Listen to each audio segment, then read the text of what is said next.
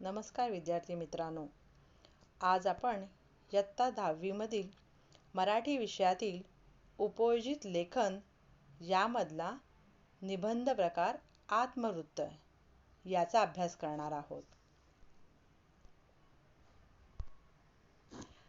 आत्मवृत्त निबंध या प्रकाराचा अभ्यास करताना एक गोष्ट लक्षात ठेवायची आहे की आपल्या निबंधातील अतिशय महत्त्वाचा असा हा प्रकार आहे आणि प्रश्नपत्रिकेमध्ये हा 8 गुणासाठी येतो.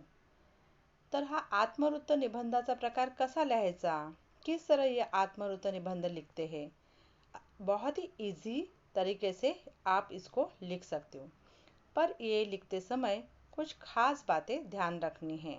तर काय महत्त्वाची गोष्टी लक्षात ठेवायच्या ते आपण इथे बघू. आत्मवृत्त निबंध म्हणजे काल्पनिक लेखन. अशा प्रकारच्या निबंधातील निवेदन प्रथम पुरुषी मी या स्वरूपाचे असते.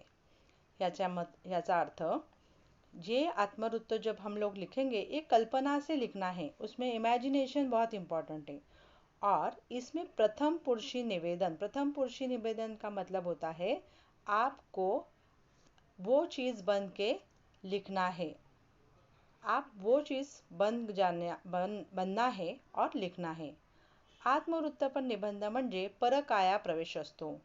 जैसे कि समझो छाते का आत्मवृत्त लिखना है तो आपको छाता बन के वो निबंध लिखना है. पुस्तक का आत्मवृत्त लिखना है तो आपको पुस्तक बनना है. यालाच मनोगत, कैफियत, आत्मनिवेदन असेही म्हणतात. अभी ये आत्मवृत्त निबंध लिखना है तो कौन सी इम्पॉर्टेंट 4 बातें हैं वो हमें ध्यान में रखनी है. आत्मलेखन करताना लक्षात ठेवायच्या गोष्टी. 1.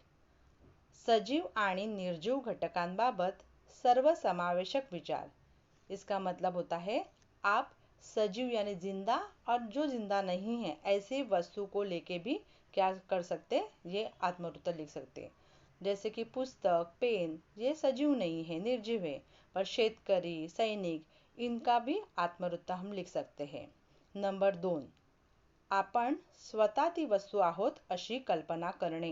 यानी जब हम लोग छाते की आत्मवृत्त लिखेंगे तो हम लोग छाता बन के लिखना है. पुस्तक की आत्मवृत्त लिखेंगे तो पुस्तक बनना है.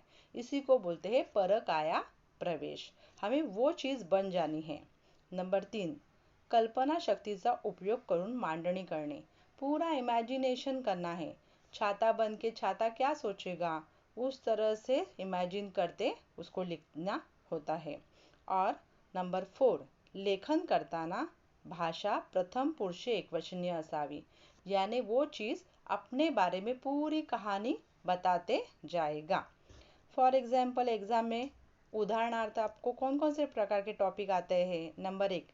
नदी से आत्मवृत्त, शेतकऱ्याचे आत्मवृत्त. देखो अभी शेतकरी ये सजीव है. माझी सैनिकाचे आत्मकथन. और 4. वृक्षाचे मनोगत. वृक्ष यानी पेड़. तो चलो अभी हम लोग वृक्षाचे मनोगत यही हम लोग टॉपिक को लेके देखते हैं कि किस तरह ये निबंध लिखना है. अभी इस निबंध में मैंने आपको बोला कि वो चीज़ जो है वही बताती है अपने बारे में. और इसलिए कभी भी हम लोग जब बताते हैं तो उस बात को हम पंक्चुएशन में इन्वर्टेड कॉमा में लिखते. और इसीलिए इस निबंध की शुरुआत भी इन्वर्टेड कॉमा से होगी. देखो पहले मैं पढ़ रही हूँ. अरे मुला थांब, असा रागवू नकोस आणि रागाने माझ्यावर घाव घालून मला तोडू नकोस. तुझे टेबल खिडकीजवळ ठेव म्हणजे तुला भरपूर प्रकाश मिळेल. मग तुला नीट अभ्यास करता येईल. देखो इन्वर्टेड कॉमा में वो व्यक्ति जो वृक्ष है वो बात करना शुरू कर रहा है. और वो बात कर रहा है ये जब हम लोग ने सुना मी आश्चर्यचकित झालो. आमच्या अंगणातील वटवृक्ष बोलत होता. अभी वटवृक्ष ही बता रहा है, ये हमें पता चल रहा है इधर से इस लाइन से. अभी वापस वटवृक्ष बोल रहा है इसलिए वापस इन्वर्टेड कॉमा में. अरे सेकंड पॅराग्राफ. माझी जन्मकहाणी सांगण्यासाठी मी तुझ्याशी बोलतोय. तुझ्या आजोबांनी मला इथे लावले.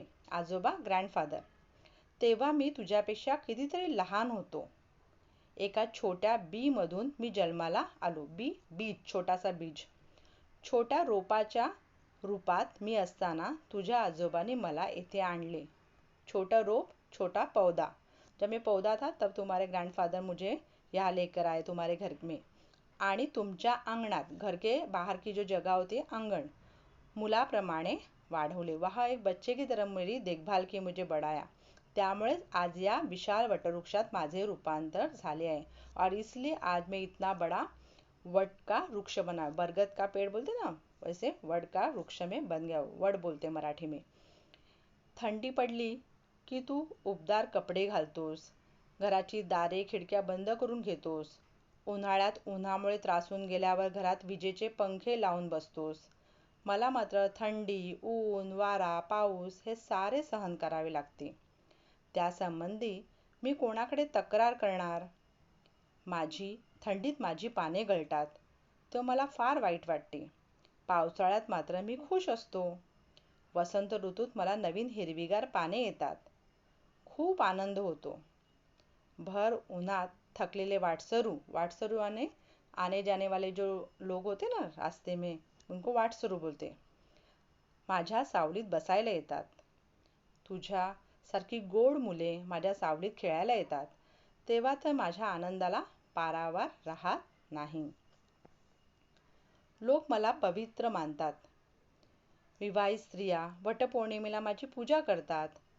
माझ्याबद्दलच्या त्यांच्या या पूज्य भावनेमुळे मला खूप आनंद होतो. पूज्य यानी रिस्पेक्ट से वो मेरी पूजा करते तो मुझे बहुत खुशी मिळती है. अनेक पक्षी माझ्या फांद्यांवर घरटे बांधतात. भर उन्हात किंवा पावसात अनेक गुरेढोरे माझ्या आश्रयाला येतात. गुरेढोरे यानी ॲनिमल्स, जनावरे. आश्रयाला यानी मेरे छाव में आते हैं. तेव्हा मला खूप आनंद होतो. म्हणूनच हे मुला, तुला सांगावेसे वाटते की सर्वांना आनंद देणारे व त्यांचे जीवन समृद्ध करणारे वृक्ष तोडू नकोस. माझ्याप्रमाणे सदैव परोपकार कर. परोपकार यानी दूसरे पे ऊपर उपकार करना. और यहाँ हमारा कॉम्पोजिशन खत्म होता है, इसलिए इन्वर्टेड कॉमा लास्ट में डालेंगे. इस तरह बहुत ही ईजी तरीके से इमेजिन करके कि वो वृक्ष क्या क्या अपने बारे में बताएगा, ऐसे सोचते सोचते उस वृक्ष बन के ही उसके जीवन के बारे में बताना, यानी आत्मवृत्त लिखना है. इस तरह आप अलग अलग टॉपिक लेके अलग अलग तरीके से आत्मवृत्त लिखोगे तो आपको भी ये निबंध आराम से लिखना आ सकता है. और कॉम्पोजिशन का जो 8 मार्क्स का क्वेश्चन है उसको आपको बिल्कुल भी टेंशन लेने की ज़रूरत नहीं है. धन्यवाद.